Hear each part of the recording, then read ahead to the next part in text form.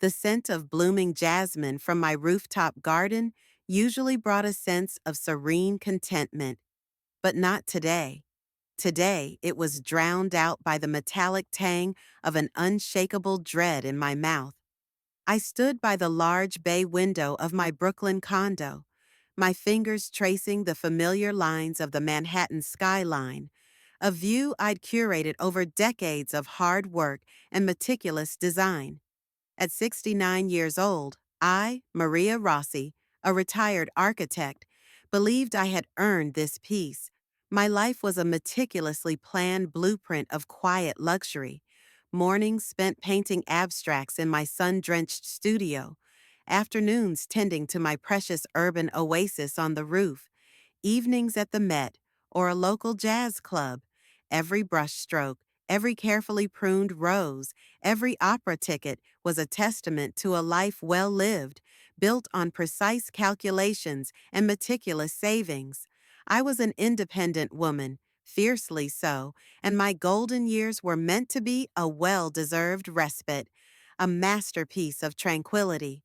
I glanced at my phone. No new notifications, just the lingering unease from a call I'd received yesterday from a number I didn't recognize. A clipped, businesslike voice asking for Leo Rossi's primary guarantor. I dismissed it as a wrong number, but a prickle of unease had settled in my gut ever since. Leo, my only child. Charming, yes. Optimistic, relentlessly so. An entrepreneur perpetually on the brink of his next big venture, always just about to hit that elusive unicorn status. I loved him, of course, with a fierce maternal protectiveness that sometimes bordered on exasperation. I'd backed a few of his earlier, smaller ideas, offering occasional cautious financial advice, acting as a small independent investor in his seemingly endless string of tech startup ideas, each one more ambitious, more fantastical, and inevitably less successful than the last. I'd never pushed him too hard, believing he needed to learn from his own mistakes, to fall and pick himself up. That was the American way, wasn't it? Rugged individualism, pulling yourself up by your bootstraps. I thought I was teaching him resilience. Now I wondered if I'd simply enabled his recklessness. Just as a wave of nausea washed over me, the doorbell chimed. Not the sharp, insistent jab of an unexpected caller, but a prolonged, almost frantic ring. My heart gave a strange, cold lurch. Who could it be? I wasn't expecting anyone. I moved quickly to the door, my usual calm demeanor replaced by a surge of nervous energy. I pulled it open, and my carefully constructed world instantly shattered. It was Leo, but not the polished, confident Leo I usually saw on his infrequent visits.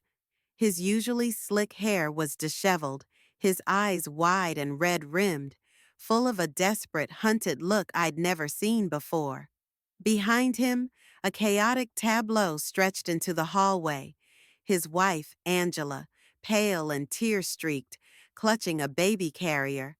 Then came my three grandchildren, 8-year-old Sophia, clutching a tattered teddy bear, 6-year-old Mateo, looking bewildered, and tiny 4-year-old Lily, whimpering softly. And tangled around Mateo's legs, looking equally distressed, was their scruffy terrier, Buster. Piled haphazardly around them were suitcases, overflowing duffel bags, and even a child's bicycle. It looked like they were fleeing a war zone. "Mom," Leo stammered, his voice hoarse, we lost everything. The house. It's gone. Foreclosure. We need a place to stay." He pushed a crumpled, official-looking notice into my trembling hand. It was a bad investment. We have nowhere else to go. My mind reeled. Lost everything? Foreclosure? My meticulous world, my peaceful sanctuary, was suddenly invaded by a tidal wave of chaos. My son, his family, their entire disorganized life, standing on my pristine threshold. I, Maria Rossi, who valued order above all else, was about to be engulfed. This wasn't just an inconvenience, it was an emergency, a full blown crisis he had inexplicably brought to my doorstep. And the worst part? The terrifying suspicion that this bad investment was somehow tied to that ominous phone call from yesterday. My meticulously planned retirement had just become a refugee camp, and it was only just beginning. Though utterly shocked by the sudden invasion, I swallowed my rising panic. This was my son, my family. Of course, Leo, I managed, my voice strained. You can stay, for now. I envisioned a few days, a week at most, while he sorted himself out. I had always believed in tough love, but this was a crisis. But temporary quickly devolved into a hostile takeover. My meticulously curated home, once a haven of order and art, became a cacophony of shouting children, dog barking, and discarded fast food wrappers. My minimalist kitchen was overflowing with greasy pots. My serene living room, designed for quiet contemplation, became a chaotic playground. Every inch of my space, my peace, was being systematically eroded. I bit my tongue, reminding myself, family. Leo, ever the charmer, initially tried to soften the blow. Just for a bit, Ma, until I land this new angel investor. It's a game changer. Angela, his wife, would offer weak, apologetic smiles, but did little to rein in their children, who treated my condo like a giant indoor park. Sophia would practice her gymnastics routines on my antique rugs. Mateo would race his remote control car across my polished hardwood floors, leaving faint scratches and tiny Lily's incessant whimper, amplified by Buster's frequent yaps, became the new soundtrack to my life. My peaceful rhythm was shattered, replaced by an unending din. My art studio, once my sanctuary, was now piled high with their excess luggage. My rooftop garden, my oasis, became a place I rarely visited, fearing I'd find it strewn with plastic toys or a half-eaten hot dog. I tried to maintain my composure. I made polite suggestions about noise levels, about tidying up, about respecting my belongings. Leo would nod, offer a fleeting, "Sure, Ma," and then, minutes later, the chaos would resume. My patience, a well-built dam, was starting to crack. Every morning, I'd wake up feeling more exhausted than when I went to bed, the subtle signs of disrespect chipping away at my resolve. I'd find Angela using my expensive Italian olive oil for the kids' scrambled eggs, or Leo leaving empty pizza boxes on my antique coffee table, right next to a centuries-old sculpture. Each transgression felt like a tiny cut, slowly bleeding me dry. Then came the ultimate insult. One evening, after a particularly grueling day, trying to work on a pro bono architectural sketch amidst the din, Leo called me into the living room. He stood there, arms crossed, a look of self-important finality on his face. Angela stood nervously beside him, avoiding my gaze. "Mom," Leo began, his voice dripping with an almost condescending reasonableness, "we need to talk about space." "Yes, Leo, I agree," I said, my voice tight.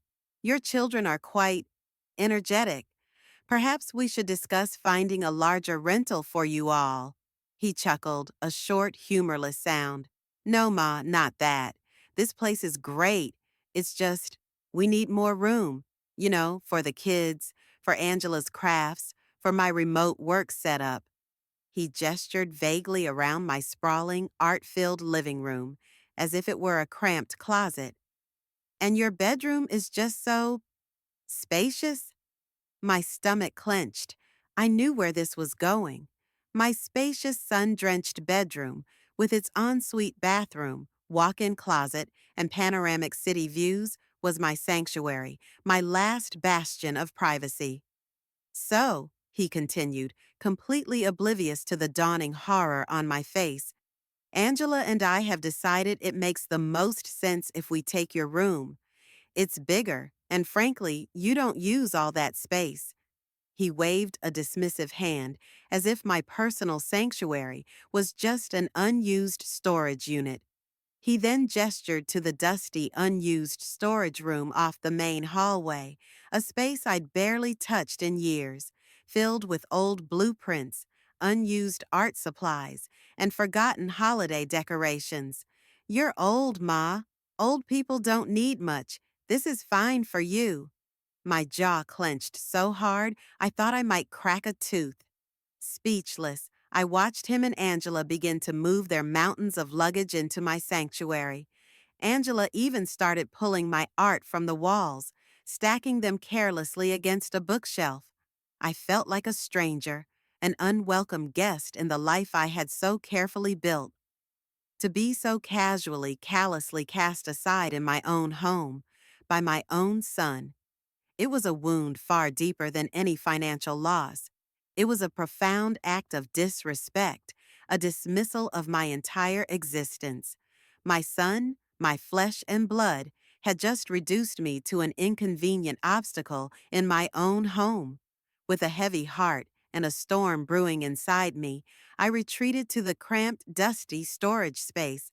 The stale air was thick with forgotten memories and the bitter taste of disrespect. I sat on an overturned crate, surrounded by old photo albums and architectural models from projects long completed, feeling utterly defeated.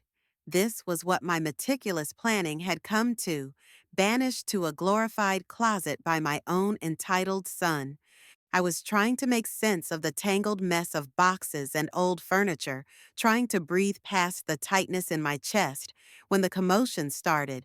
It began subtly, a muffled shouting from the living room, sharp and aggressive. My ears, attuned to the constant background noise of my chaotic house guests, picked up a new alarming tone, not the usual childish squabbling or Leo's booming laughter. This was different. This was menacing. Then I heard Leo's panicked voice, high-pitched and desperate. "No, you can't. We had a deal."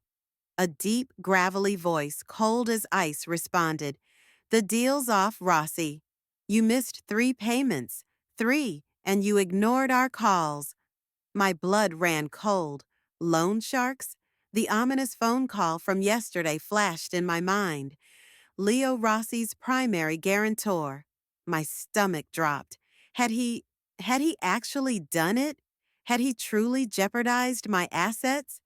The shouting intensified. Suddenly, there was a loud crash, followed by the terrified whimpers of Lily and Buster's frantic yapping. My maternal instinct, dormant under layers of frustration, kicked in. I scrambled to my feet, pushing aside a stack of old magazines. Just then, the storage room door burst open, slamming against the wall with a force that made the light fixture swing wildly. Leo stood there, his face a mask of desperate terror, eyes wide and darting, his usually slick hair now plastered to his forehead with sweat. He looked utterly broken, like a cornered animal.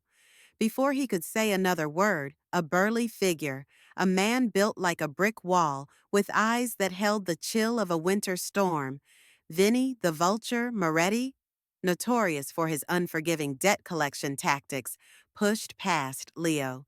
He was flanked by 2 other equally imposing men, their presence filling my small apartment with an oppressive, dangerous aura. Vinny's gaze swept the cluttered living room, taking in the overturned lamp, the scattered toys, and the terrified faces of Angela and the children huddled together on the couch. His eyes, cold and assessing, then landed on me, standing dusty and disheveled in the doorway of the storage room.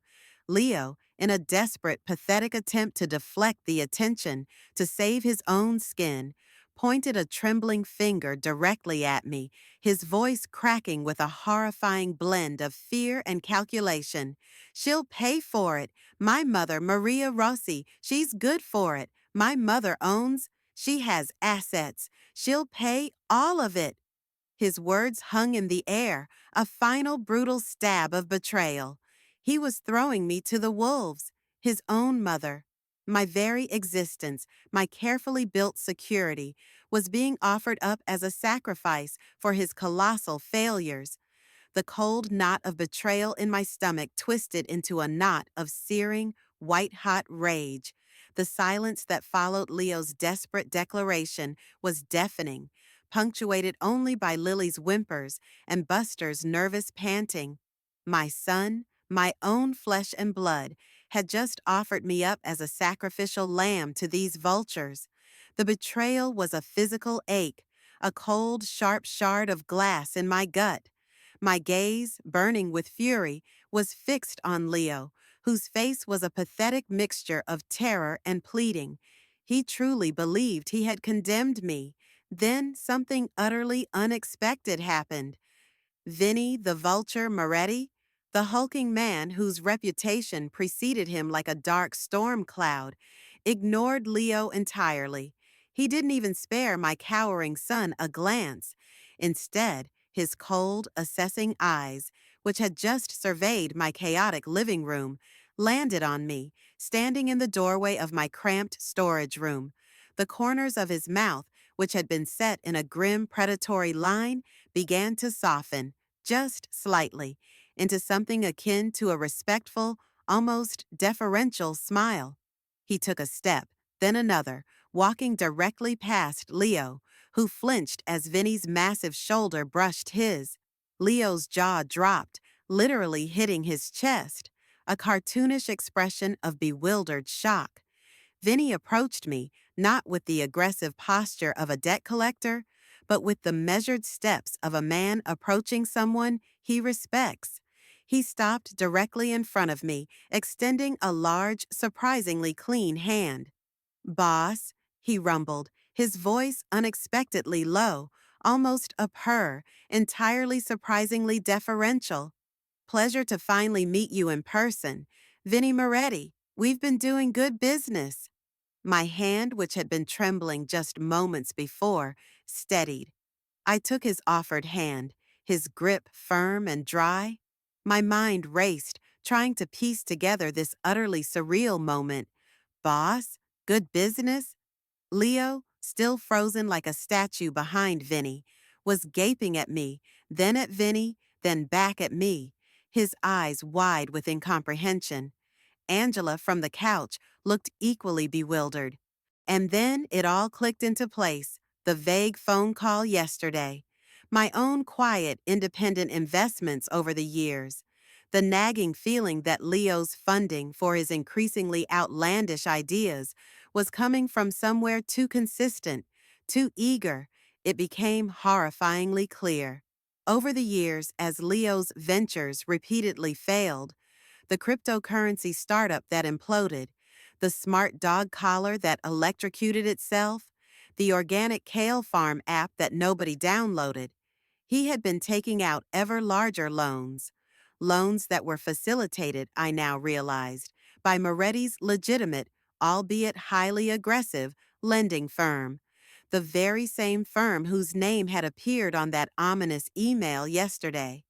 What Leo, and indeed everyone else, didn't know was that while he was chasing vaporware and digital dreams, I was quietly diversifying my own portfolio. Years ago, after his second major failure, I began to scrutinize his financial backers. I was an architect, yes, but I had a keen eye for patterns, for structural integrity, even in finance. I saw a pattern of increasingly risky loans from a particular, rapidly expanding lending institution. They were aggressive, yes, but efficient and surprisingly undervalued. So, discreetly, through a series of shell corporations and blind trusts, I had begun to acquire shares, slowly at first, then more aggressively as their stock dipped and rose. I had seen an opportunity, not just for profit, but for control. Unbeknownst to Leo, I had slowly but surely built up a controlling interest in that very lending institution. The company that was funding his optimistic failures? It was, in effect, mine. I was the company. I was the loan shark. Vinny wasn't just working for the firm, he was effectively working for me. The realization was a tsunami of emotions: shock, disbelief, and a profound bone-deep sense of vindication. Leo's casual betrayal, his willingness to throw me to the wolves, suddenly looked utterly pathetic. He had tried to sacrifice the very hand that had, unknowingly, been feeding him. My initial anger at Leo, sharp and cutting, now solidified into a cold, hard resolve. My spine, which had felt weary and bent under the weight of his disrespect, straightened. I looked at Vinny, then swept my gaze over the chaotic scene in my living room. The terrified children, the bewildered Angela, and the pathetic figure of my son. "Get them out, Vinny," I commanded, my voice surprisingly steady, firm, and ringing with newfound steel in her spine. I wasn't pleading, I was issuing an order. My eyes, narrowed with calculation and a touch of icy fury, fixed on the man who had just tried to sell me out. I pointed my finger, not at Vinny, but at Leo and his family, a gesture of absolute dismissal. "And retrieve all the loan documents, every single one." Vinny nodded, a grim satisfaction in his eyes. He turned to his two hulking associates. "You heard the boss. Let's make this quick and clean. Get them out and fetch the files." Leo, finally finding his voice, sputtered, "Mom, what are you doing? What is he talking about? You own this company?" His face was a mixture of utter disbelief and dawning horror. "That," I said, my voice cutting through his panic like a surgeon's scalpel, "is precisely what he's talking about, Leo. You borrowed from me. You just didn't know it." The silence that followed was deafening. Angela gasped, covering her mouth with a trembling hand. Sophia burst into tears, clutching her teddy bear tighter. Vinny's men, efficient and silent, began to move. They started collecting the suitcases and duffel bags, calmly but firmly ushering the children towards the door. Buster, sensing the shift in power, whimpered and hid behind Angela's legs. "No, wait!" Leo shrieked, finally snapping out of his stupor. He lunged towards me, desperation contorting his face. "Mom, please, we're family. You can't do this. This is my family." I didn't flinch. Vinny's largest associate stepped between us, blocking Leo with a silent, imposing wall of muscle. "Step back, Mr. Rossi," the man stated flatly. "You're disrupting operations." "Operations? This is my mother, my home." Leo screamed, his voice cracking with a mixture of outrage and terror. "It's Ms. Rossi's home," Vinny interjected smoothly, his voice still respectful towards me, but carrying an unmistakable undertone of threat when addressing Leo. "And she's the one giving the orders." He then turned to me. "Any specific instructions, boss?" My eyes never left Leo's face, now contorted in a grotesque mask of betrayal and fear, mirroring exactly what I had felt when he threw me to the loan sharks. "I want them out," I repeated, my voice cold and hard. "And I want a full accounting of every penny he's borrowed, every late fee, every penalty. I want it all." "Consider it done, boss," Vinny said, then barked orders to his men. Within minutes, the orderly chaos of their departure began. Angela, clutching Lily and Sophia, was gently but firmly escorted towards the elevator. Mateo, still bewildered, followed. The dog, Buster, was scooped up by one of Vinny's men and carried out like a furry package. Leo, however, resisted. "You can't do this, Ma. This is my money, my family. You're going to put your own son on the street?" He looked truly desperate, the charming veneer completely gone, replaced by a raw, ugly sense of entitlement. "You put yourself on the street, Leo," I said, my voice flat, devoid of emotion. "You chose to live beyond your means. You chose to make promises you couldn't keep. You chose to try and pawn off your debts onto me." I watched as Vinny's men efficiently cleared out their clutter, the piles of suitcases, the stray toys, the very detritus of their chaotic presence. My home slowly began to breathe again. But, but the company you invested in, it was supposed to be a good investment. You said I should diversify, he cried, grasping at straws. I said I should diversify, Leo, I corrected, a bitter smile touching my lips. I invested in a lending firm, yes. I acquired control of it, yes. All because I saw a pattern of unsustainable borrowing, specifically from you. I created a safety net, not a bottomless pit of handouts. His face paled, the reality crashing down on him. You? You planned this? I planned for your predictable failures, Leo, I stated, a stark truth. I planned to protect my own future, and now you will face the consequences of your own choices, every single one. As Vinny's men led a struggling, protesting Leo out of my apartment, pushing him firmly towards the elevator, I felt a strange mix of emotions. There was relief, yes, as my home began to reclaim its peace. There was a grim satisfaction in the reversal of power, but beneath it all, a deep sadness lingered. This was my son, reduced to this. But then I remembered his callous words. Old people don't need much. This is fine for you. And the cold knot of betrayal returned, stronger than ever. No, this wasn't just about debt. This was about a lesson he desperately needed to learn, a lesson in respect, responsibility, and the true cost of ingratitude. And I, Maria Rossi, would be the one to teach it to him. The apartment door clicked shut, sealing out the echoes of Leo's indignant screams and the receding sounds of the elevator. Silence. A profound, almost unnerving silence descended upon my home.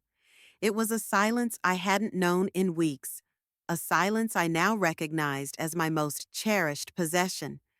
My lungs expanded, taking in air that no longer felt heavy with tension or stale with the smell of unwashed socks and stale pizza. Vinny and his team, those surprisingly efficient enforcers, were still moving about, but their presence was no longer menacing. It was restorative. They didn't just remove Leo and his family. They meticulously began to uninvade my home. My custom-made Italian sofa, which had been pushed roughly aside to accommodate a deflated air mattress and a tower of Amazon boxes, was gently nudged back into its rightful place. The faint, ghostly outlines of small, sticky handprints on my glass-top coffee table vanished under a practiced wipe from one of Vinny's men. Scattered toys were scooped into plastic bags, placed by the service elevator for later disposal.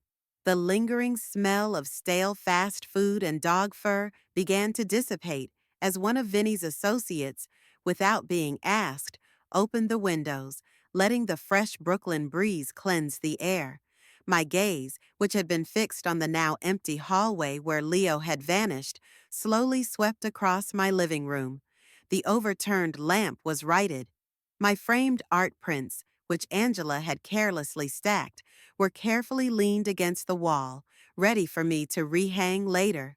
The chaos that had smothered my spirit for weeks was swiftly receding, like a tide pulling back from a pristine shore. I walked into my kitchen, expecting to find the usual disaster. Instead, the overflowing sink was empty. My counter, usually a minefield of spilled cereal and forgotten snacks, gleamed. One of Vinny's men, a quiet fellow with surprisingly gentle hands, was methodically wiping down the stainless steel appliances. He nodded respectfully when he saw me, then continued his work. It was a surreal sight, hardened debt collectors performing domestic restoration. Vinny, I said, my voice softer now, the adrenaline beginning to recede, leaving behind a profound sense of relief. Thank you for everything. He merely nodded, standing by the now closed door. Just doing my job, boss. Orders are orders. He offered that subtle, respectful smile again, the one that still felt so incredibly alien coming from the vulture. We've got all the documents. Every single loan Leo took out, every payment he missed, every penalty clause he triggered, it's all compiled digitally and in hard copy. You'll have the full report by morning. The sheer audacity of Leo's financial recklessness, laid bare in meticulous detail by Vinny's firm, was staggering. Every game-changing startup, every guaranteed return, had been a smoke and mirrors operation funded by increasingly desperate and expensive loans, and all of it, unknowingly to him, circling back to me. The ultimate investor, the ultimate creditor. The apartment, blessedly, was restored to its quiet elegance. The silence, broken only by the gentle hum of the refrigerator or the soft strains of classical music I chose to put on, was a balm to my soul. My art studio was clean, canvases waiting. My rooftop garden, which I visited that evening under a stunning sunset, felt like my oasis again, untouched and vibrant. I had not only regained my home, my peace, and my power, but I had done so on my own terms, with a clear conscience. But the most significant shift was within me. The old Maria, who had indulged Leo's whims and silently absorbed his disrespect, was gone. In her place was a woman forged in fire, tempered by betrayal, and resolute in her purpose. A new steely resolve had settled within me. This wasn't just about getting my home back. This was about accountability. This was about tough love, delivered with the precision of an architect and the cold logic of a businesswoman. I used my newfound undeniable authority to ensure Leo faced the music. Vinny, eager to please the boss, provided regular updates on Leo's frantic attempts to avoid the inevitable. My son, the self-proclaimed visionary, found himself utterly outmaneuvered, outsmarted, and out of options. His vast network of flimsy contacts evaporated. No one wanted to touch a man being pursued by the vulture and his firm, especially when they learned the true scale of his personal debt. Leo indeed was forced to take a low-paying job, a gig stocking shelves at a big-box electronics store, a far cry from his visionary CEO aspirations. Vinny ensured the repayment plan was strict, demanding, and utterly non-negotiable. Every penny earned went towards chipping away at the astronomical sum he owed. The irony was palpable. The once proud entrepreneur, now reduced to minimum wage, his swagger replaced by a defeated slump, pushing carts and stacking boxes, a living testament to his own hubris. The reports I received from Vinny were detailed, almost brutally so. Leo was often late for work. He complained constantly about his colleagues, the long hours, the meager pay. He tried to scheme, to cut corners, to find any loophole in his repayment plan. But Vinny's oversight was absolute, a debt that now followed him like a shadow, a constant oppressive reminder of his choices. I didn't reach out. I didn't offer sympathy. I simply let the natural consequences of his actions play out. This was a lesson, and he was finally learning it the hard way. My old friends, those who had seen my distress during Leo's stay, began to tentatively call. They saw the calm returning to my eyes, the renewed purpose in my posture. I didn't share the full extent of my plan, but I let them know that my son had found his own path and that I was back to enjoying my life. They understood. In the unspoken language of New York families, some lessons had to be learned the hard way. Life began to bloom again for me. My art studio became a vibrant hub of creativity, my rooftop garden a sanctuary once more. I even started taking on small, select architectural consulting projects, not for the money, but for the sheer joy of creation, of problem solving. I was still Maria Rossi, the architect, but now I was also Maria Rossi, the unexpected magnate, the silent force, the boss. And the experience was, in its own unexpected way, exhilarating.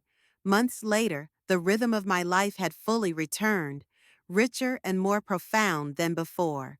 My condo, now a serene sanctuary once more, breathed with the quiet hum of my artistic endeavors and the vibrant bloom of my rooftop garden. The echoes of chaos and disrespect were long gone, replaced by the peaceful solitude I craved.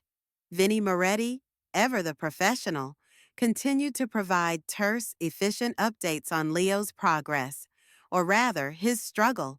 I knew from Vinnie's reports that Leo was still struggling. The reality of his colossal debt, coupled with the indignity of his low-paying job, was grinding him down.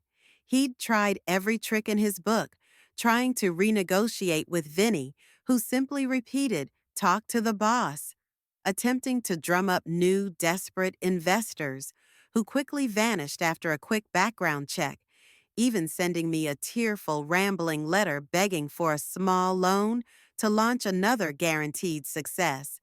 Each report from Vinny, each desperate plea from Leo, confirmed what I had known deep down. My son had finally, painfully, learned his bitter lesson about entitled privilege and filial disrespect. The charm he once wielded like a weapon was gone, replaced by a raw humility. He was facing the consequences of his actions, stripped of his usual safety nets, and it was a harsh, undeniable reality check. One rainy Tuesday afternoon, my phone rang. It was Leo. I saw his name on the caller ID, and a complex mixture of emotions stirred within me. Pity, yes, for the suffering I knew he was enduring, but also a firm resolve. I took a deep breath and answered, "Mom." His voice was almost unrecognizable, devoid of its usual bluster, tinged with exhaustion and a vulnerability I hadn't heard since he was a small boy. "Mom, please, I need to talk to you. I'm desperate." I let the silence hang for a moment, letting him feel the weight of it. "You're talking to me now, Leo," I said, my voice calm but firm. There was no anger, no triumph, just an unwavering certainty. I I know I messed up, Mom. Bad. Everything you said was right. I was a fool, an arrogant fool," he choked out, and I heard a tremor in his voice that sounded suspiciously like tears. I just, I don't know what to do. The debt, it's crushing me. I'm working 2 jobs, Ma, and it's barely touching the principal. I can't see a way out." He sounded genuinely broken. The bravado, the endless optimism, the casual disrespect, all shattered. This wasn't the Leo who had banished me to the storage room. This was a man confronting his ruin. "Leo," I began, choosing my words carefully. "Do you understand why all of this happened?" He paused, then slowly, hesitantly. Because, because I took advantage. Because I thought I could just keep failing, and you'd always be there to clean up my mess. Because I disrespected you, Mom. My own mother." The admission, raw and honest, was a profound shift. It was the first time he had truly acknowledged his culpability, not just his misfortune. "And do you understand the depth of that disrespect?" I pressed, my voice still even. "To take over my home, to push me into a closet, to offer me up to strangers to settle your debts?" "Yes, Mom," he whispered. I, I'll never forgive myself for that. I truly believed. I truly believed you were just old, and I was important. I was wrong. So wrong." That was it. That was the crack in the facade, the moment of genuine remorse I had been waiting for. It wasn't about the money anymore. It was about his soul, about him finally seeing me, truly seeing me, not just as a resource, but as his mother, as a human being worthy of respect. "Leo," I said, my voice softening just a fraction, "I want you to know something. Every single loan you took out, every dollar of interest, every penalty fee you accumulated, I have forgiven all his debts." A stunned silence filled the line. Then a choked sob. Mom, what? What are you saying? You're you're letting me off the hook? Yes, Leo. All of it, paid in full. Consider it done. I had instructed Vinny to prepare the full discharge papers just this morning. The amount was indeed astronomical, a sum that would have significantly impacted my liquid assets had I not been so far-sighted in my investments. But the peace of mind, the karmic balance, was worth every cent.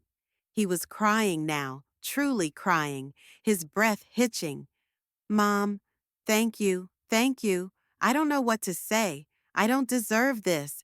No, you don't deserve it, I agreed, my voice regaining its firmness. You deserve to face the consequences of your actions, and you have. You've learned your lesson, Leo, a very hard one, and that, in itself, is a payment. But then came the true finality. This wasn't a return to the old dynamic, to the endless bailouts and enabling. This was a boundary drawn in stone. And now, listen very carefully, Leo, I continued, my voice unwavering, absolute. This is the last financial support you will ever receive from me. Not another dollar, not another loan, not another investment, not for a new venture, not for your children's college, not for a new house. You are a grown man. You have faced the consequences, and you have, I hope, learned from them. From this moment on, you must do it all yourself now. He was silent, processing the weight of my words. It was a gift, yes, the debt forgiveness, a chance to start fresh. But it was also a definitive severing of the umbilical cord, a forced independence. I, I understand, Mom, he finally said, his voice subdued, but with a new undertone of something I hadn't heard before. Resilience. Not forced optimism, but a quiet, realistic determination. I will, I promise. And, Mom, I'm truly sorry for everything. I know, Leo, I said. Goodbye. I hung up, the click of the phone a small definitive punctuation mark at the end of a very long, very painful chapter, a profound sense of closure washing over her. The phone felt lighter in my hand than it had in years. The air in my condo, already clean, seemed to shimmer with a new lightness. It wasn't just my home that was restored, it was my spirit. I understood then, more deeply than ever before, that true help wasn't about endless bailouts, but about empowering self-reliance. It wasn't about rescuing someone from every fall, but about letting them hit rock bottom so they could learn how to climb back up on their own. It was a harsh truth, but necessary. My tough love had been precisely what Leo needed, though neither of us could have known it at the beginning of this ordeal. My story, a quiet tale of an underestimated matriarch, became a testament to the wisdom that comes with age, the enduring power of family, and the tough love required to truly foster growth. I had been pushed, challenged, disrespected, but I had not broken. Instead, I had uncovered a strength, a financial acumen, and a backbone I didn't even realize I possessed. I had secured my future, and in doing so, perhaps, given my son a true chance at his. Sometimes, the greatest inheritance a parent can leave is not money, but the hard-earned lesson of self-sufficiency. It's the knowledge that you are capable, that you can overcome, and that your own grit is your most valuable asset. Leo might resent me for a while, but one day, I hoped, he would understand. One day he would thank me. And so the story of Maria Rossi, the retired architect who became a quiet titan, an unexpected boss, and a powerful force of nature, reaches its conclusion. Her journey reminds us that life can throw unexpected challenges, but within each of us lies an untapped reservoir of strength, wisdom, and the capacity for profound change. If Maria's journey of reclaiming her life and teaching a tough but necessary lesson resonated with you, please consider giving this story a like. Your support helps us share narratives that explore the complexities of family, power, and personal growth. For more captivating stories about unexpected twists, resilience in the face of disrespect, and characters who find their true strength later in life, be sure to subscribe to our channel. We genuinely invite you to comment below with your thoughts on Maria's choices, your own experiences with tough love, or any insights this tale may have sparked within you. We truly value your feedback and appreciate every single comment. Thank you for joining us on Maria's Extraordinary Reckoning. We look forward to connecting with you again.